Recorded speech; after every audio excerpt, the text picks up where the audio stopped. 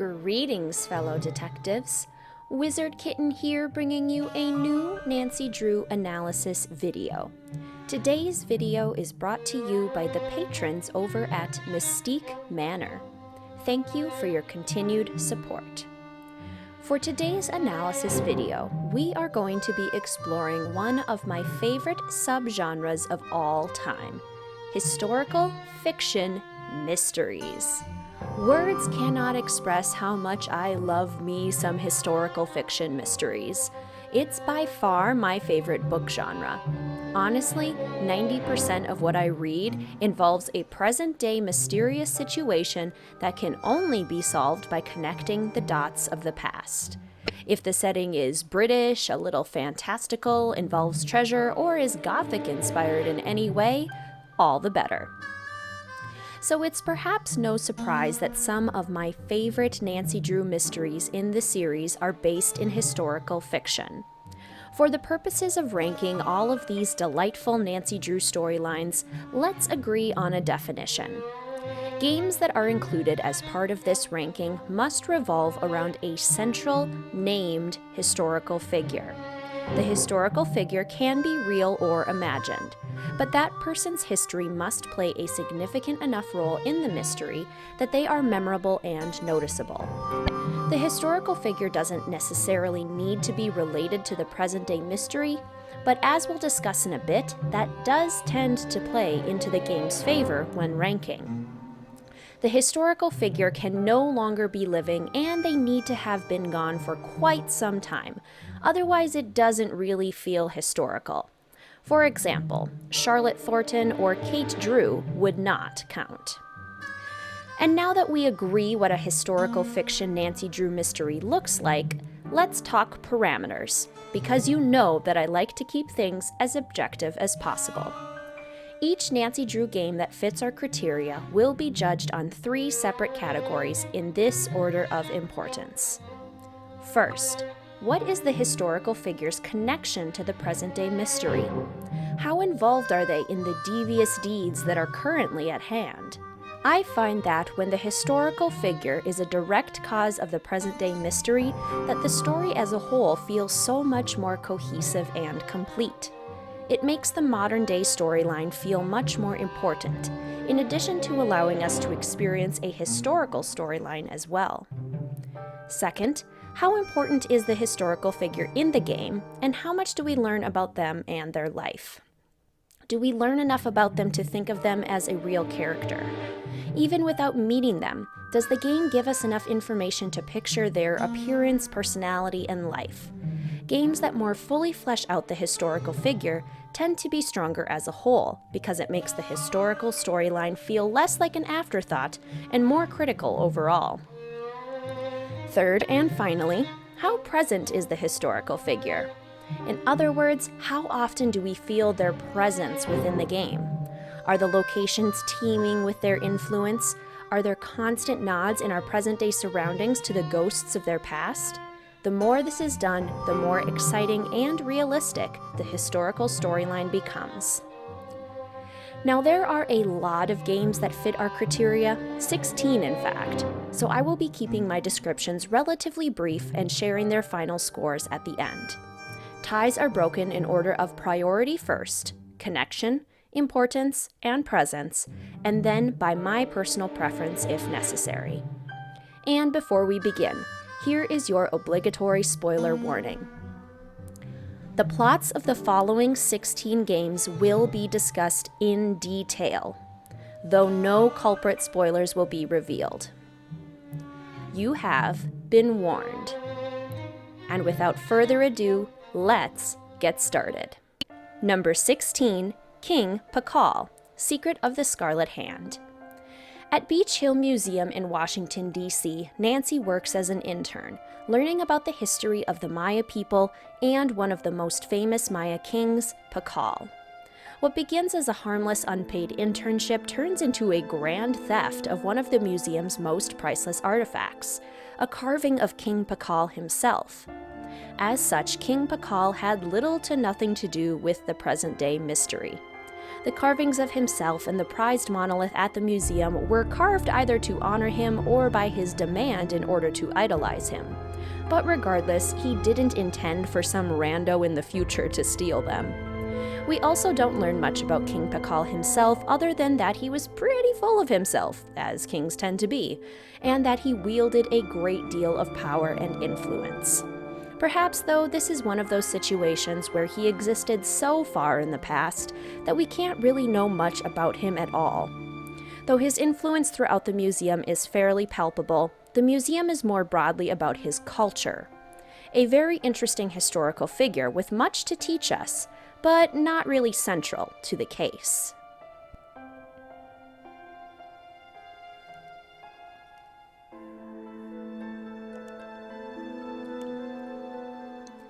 Number 15, Benjamin Hawkins, Danger on Deception Island. The present-day mystery of a lone orca in Snake Horse Harbor has nothing whatsoever to do with the mysterious Benjamin Hawkins, and we learn almost nothing about the man himself. But the presence of this historical figure is fairly regularly felt, due to how he connects to all of the puzzles and clues that we can find in this game. The Royal Flush Saloon, the ship in a bottle, the underground tunnel system, and the lighthouse can all be directly or indirectly tied to Benjamin Hawkins, and Hilda Swenson tells us that her research into his life is what is allowing the present-day mystery to occur, sneaky tunnels and all. His presence is certainly felt, but the rest of the mystery has much more to do with Hilda herself than Mr. Hawkins.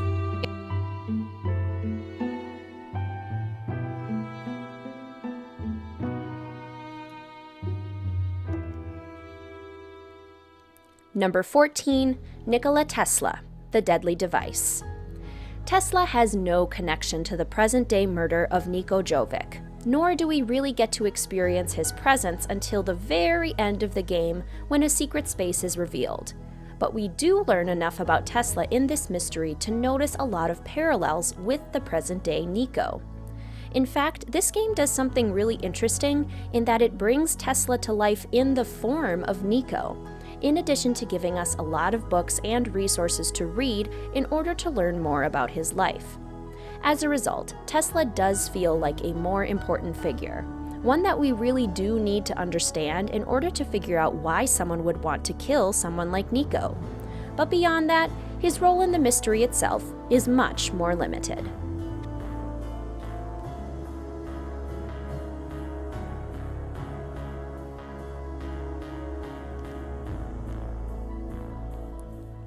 Number 13, Noisette Tornad, Danger by Design. Very similarly, Noisette has no connection to the present-day mystery of why Manette is acting so unpredictably, and her presence isn't really felt until the latter half of the mystery, and really not until the very end. This is honestly the biggest critique I have for Danger by Design in general, is that the game is almost completely divided in half, the intern for Manette half, and the learn about Noisette half, which leads to the game as a whole feeling pretty fragmented. However, when we do get to learn about Noisette, she starts to become pretty important to the game. The puzzles in the park, the Moulin, the connection to Hans Mittelmeier, and the secret room that we eventually find are all direct results of Noisette's life and legacy, which makes her feel like a pretty important part of the game. Could she have been included more and earlier? Yes, absolutely, but at least she's there for a bit.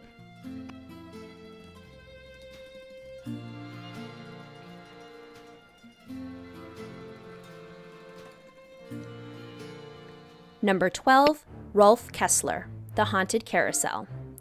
While Kessler himself had nothing to do with the present-day mystery of the theft of a carousel horse, his importance and presence is more amplified than the other historical figures we've discussed thus far. We do learn a pretty decent amount about Kessler's life, both through his own letters to his Spazi Amelia and through books and interviews with experts. His creative mind and tortured soul truly come through in his work in the form of the flawlessly designed carousel. His presence is further felt through his secret office space and in the overall vibe of the game, which is designed to feel just as uneasy and spooky as Kessler himself. The mystery certainly wouldn't be the same without him. though his involvement is still more ideological than it is practical.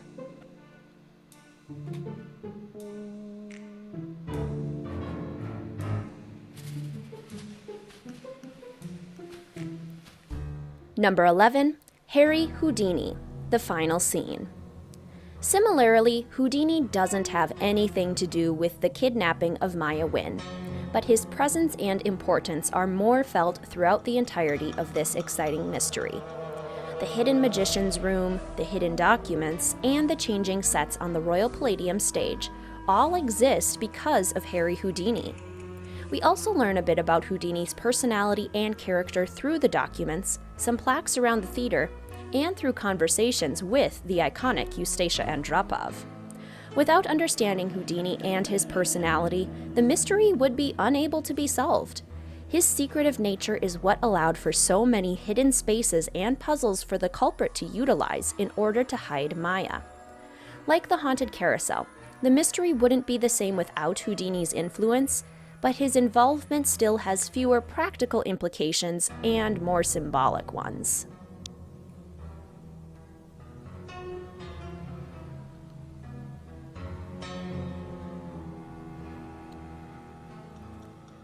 Number 10, Nefertari, Tomb of the Lost Queen.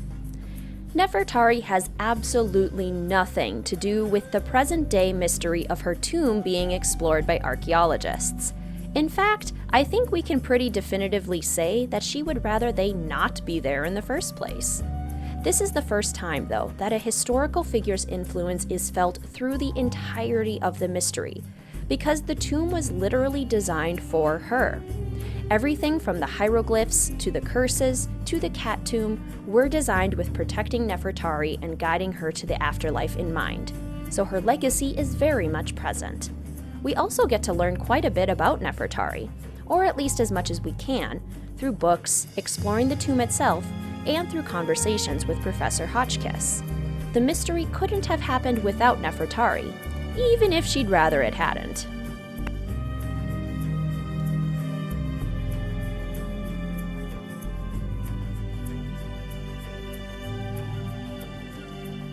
Number 9, El Toro, Ransom of the Seven Ships. Now, as much as I complain about the execution of this game, the one thing that I think it did right was the historical plotline involving El Toro and his Siete Virtudes crew. This is the first time that we have a historical figure having something to do with the present-day mystery. El Toro hid the treasure on purpose and left clues behind in order for someone to someday find it, which led to the kidnapping of Nancy's friend, Bess Marvin, in an effort to get Nancy to find it. Additionally, El Toro's presence is certainly felt through his journal and the puzzles left behind on Dread Isle. And his importance is clear, in that his journal provides a clear glimpse into his life and final days. His spooky hidden hideaway certainly adds a fun element as well.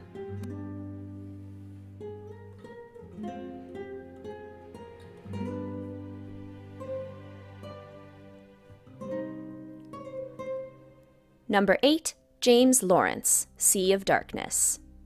In essentially the exact same way as El Toro, the captain of the Hurleycide purposefully hides a treasure in order to protect it, but leaves behind clues in order for someone, hopefully one of his descendants, to eventually discover its whereabouts. The existence of the treasure leads to Magnus's kidnapping, so we have a pretty direct connection between the modern-day and historical plotlines. Captain Lawrence also has a pretty decent amount of importance and presence within the case. The fact that we can interact with one of his direct descendants and learn about his family as well as his tragic past gives us quite a bit of insight. Additionally, exploring the ship so thoroughly makes his legacy feel very personal and close, so we get a lot of elements in the game that make the historical plotline shine through.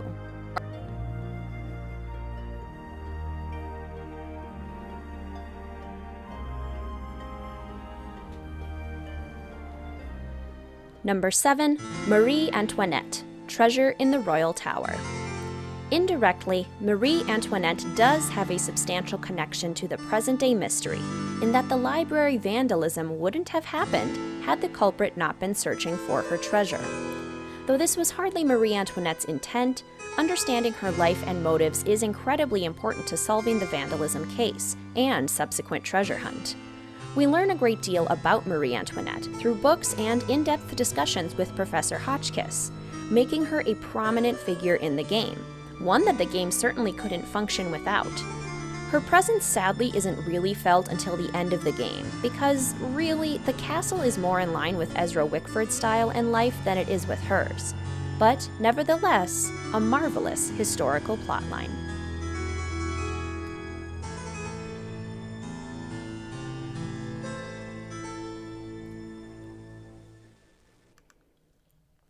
Number 6, Eleanor Penvillin and the Penvillin Family, Curse of Blackmore Manor. I almost didn't include this game because the historical plotline, for the most part, focuses around the entire line of Penvillins rather than just one central figure. However, I decided that Eleanor Penvillin is singled out enough for it to still meet the criteria. And additionally, the historical plotline of this one is just too strong to leave off the list completely. Eleanor and the rest of the Penvillins had absolutely no hand in the modern-day mystery of Linda's mysterious illness. But the presence and importance of the family legacy truly cannot be undervalued. Blackmore Manor is absolutely dripping with nods to the past of multiple Penvillins, from the bedroom designs to the puzzles to the family crests lining the walls. There really isn't a single thing in the manor that doesn't scream historical Penvillin treasure, and I absolutely love the game for that. The sheer amount of Penvillin family lore is also incredibly important to solving the modern-day mystery, primarily because of the Beast of Blackmore, but also because of what finding the treasure reveals. Now we're really starting to get to the good stuff.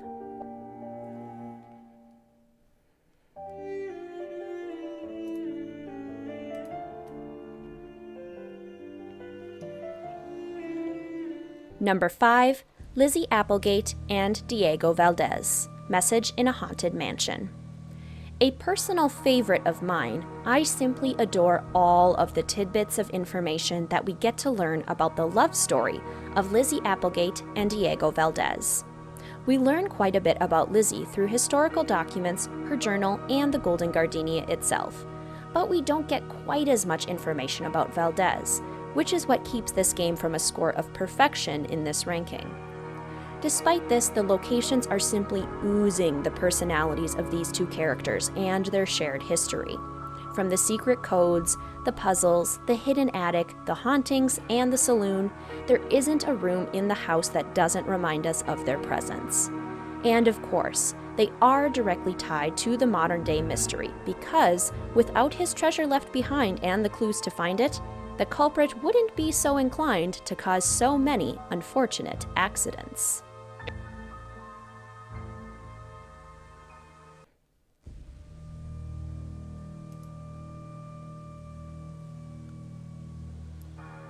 Number 4, Rita Hollowell and Edgar Allan Poe, Warnings at Waverly Academy. Because they sought the mysterious treasure that Rita Hollowell left behind, we have a direct connection between the historical plotline and the modern-day mystery of the Black Cat and their cruel attacks. Rita left her journal and puzzles behind in the hopes that one day, someone worthy would discover her treasure and make it known to the world. Her importance cannot go unnoticed, as the mystery truly would not exist without the meaning that she attached to Poe's works and all of the puzzles that she left behind in Ramsey Hall. Additionally, we learn much about her personality and life, which adds so much meaning to the historical plotline while directly mirroring the modern-day story as well. Though her presence is only mostly felt within the walls of Ramsey Hall, primarily because the personalities of all of the Waverly valedictorian students shine so brightly, the mystery could not exist without her, nor would it be nearly as meaningful or exciting.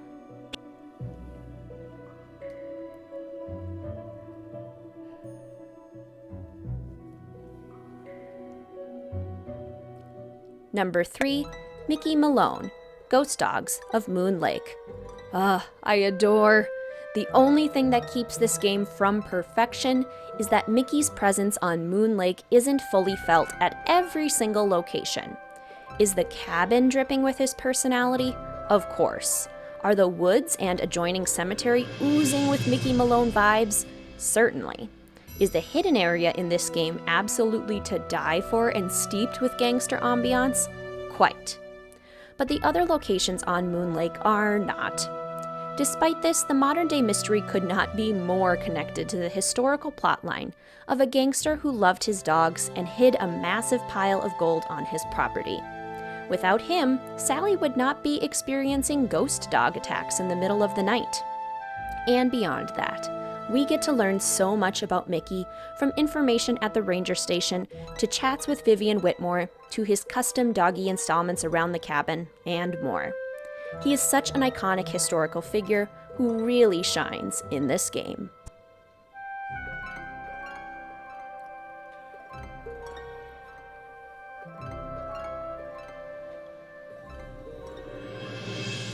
Number 2, Jake Hurley and Camille Voulet, Last Train to Blue Moon Canyon.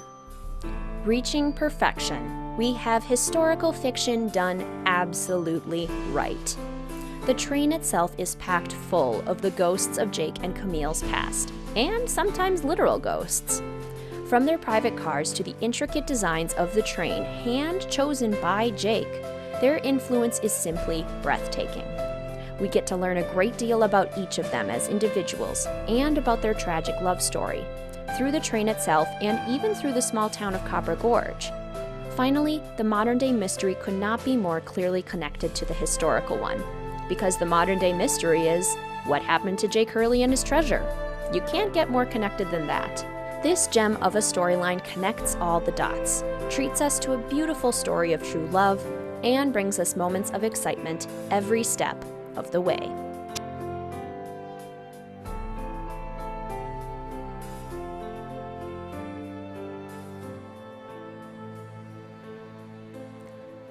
Number 1, Dirk Valentine and Frances Humber, Secret of Shadow Ranch.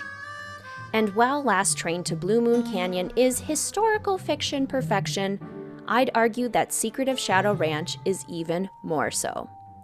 The modern-day mystery of the Phantom Horse, which is really delightful and spooky by the way, would not be happening if the culprit wasn't looking for Dirk Valentine's missing treasure. They are completely connected, and flawlessly too. We learn deeply personal information about Dirk and Frances's love stories through Merrill Humber's journal and a myriad of letters written by both Frances and Dirk themselves. The emotional connections that the game builds between players and these two characters who are no longer even living is truly spectacular. And furthermore, every single location harkens back to either Frances, Dirk, or both. The ranch was decorated by Frances. Their personal effects can be found in Mary's shop. The ghost town is teeming with echoes of their rendezvous, and the trail stop and cliffs hold clues to the treasure's whereabouts. It's all done to perfection.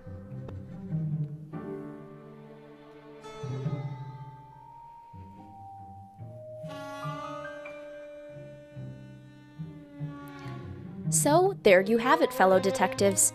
My ranking of all of the historical fiction mysteries in the Nancy Drew series. Like I said at the beginning, I am such a sucker for historical fiction, so it's no surprise that 4 of my top 5 favorite Nancy Drew games can fit into this genre, and quite successfully, I might add. It's also interesting to me how much more heavily the classical era Nancy Drew games followed this style than the Renaissance or modern era mysteries, which may be another reason that I tend towards favoring the stories of the classic games.